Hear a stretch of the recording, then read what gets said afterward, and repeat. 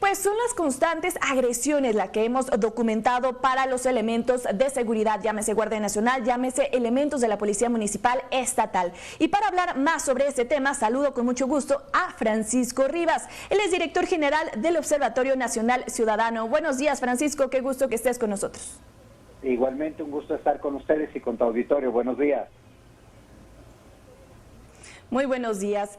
El tema de esta mañana es sobre las agresiones que sufren los elementos de seguridad y por supuesto también las detenciones que han ocurrido en contra de ellos. Son cada vez los vinculados, por ejemplo, con un crimen organizado. ¿Cómo podemos saber qué está pasando con la situación tanto de aquellos que están siendo vinculados como aquellos que están siendo asesinados? Mira, hay que hacer un paso atrás. Debemos recordar que en México las policías existen realmente como tales, con las características internacionales desde hace muy poco tiempo.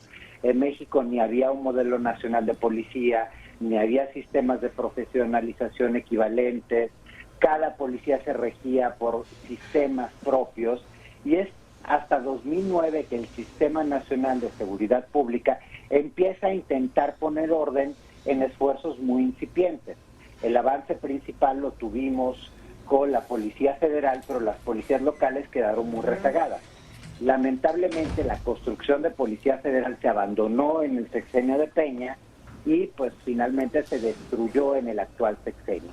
Esto nos ha llevado a que hoy como hoy tenemos un rezago enorme en controles de confianza, tenemos un rezago enorme en áreas, en unidades de asuntos internos, es decir, aquellos que deben investigar a los policías. Tenemos un rezago enorme en profesionalización.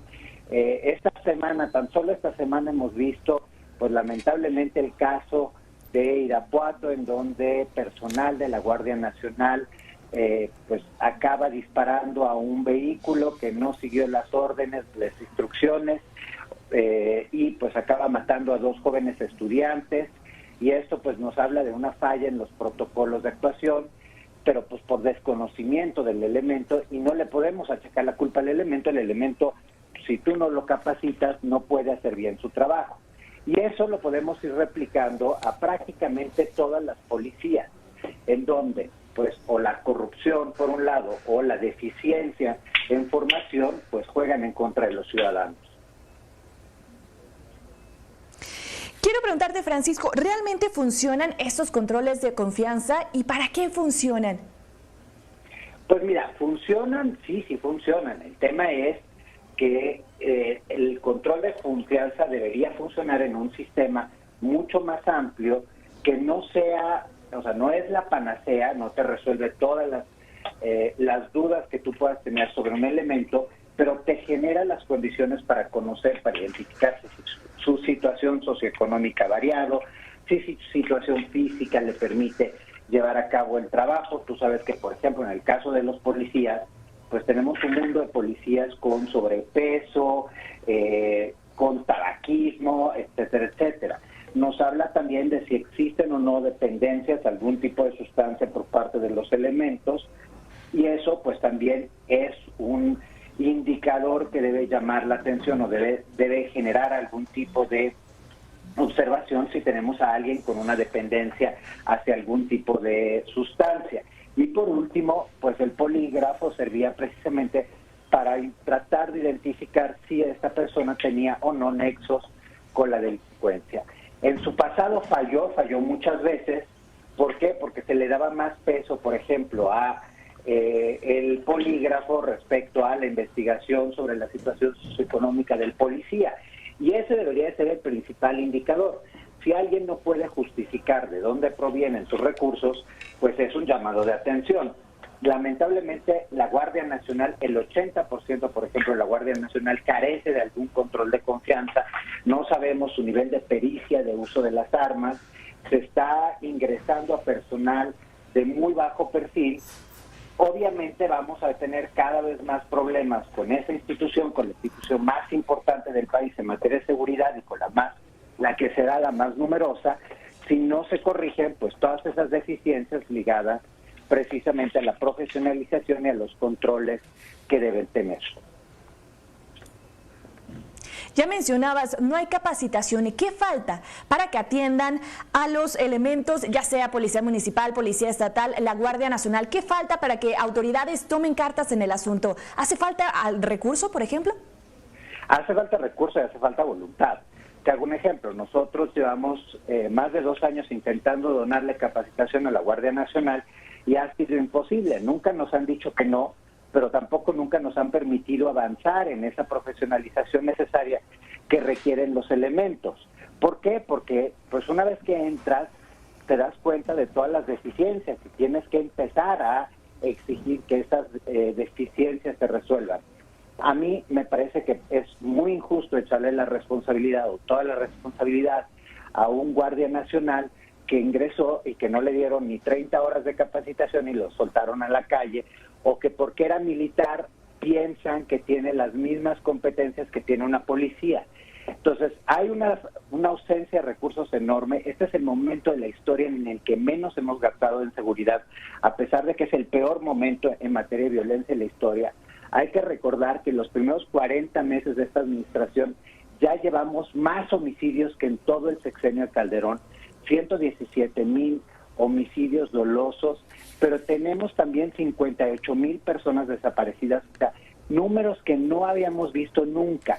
Es más, prácticamente tenemos ya más homicidios que en todo el sexenio de Calderón y casi todo el sexenio de Peña, y tenemos más desaparecidos en este sexenio de los que tuvimos durante casi 60 años.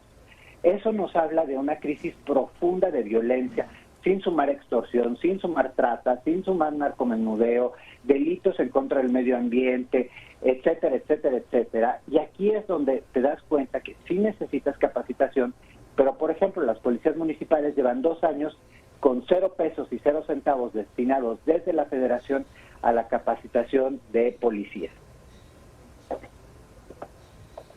Entonces, ¿qué faltaría para que autoridades tomaran cartas en el asunto?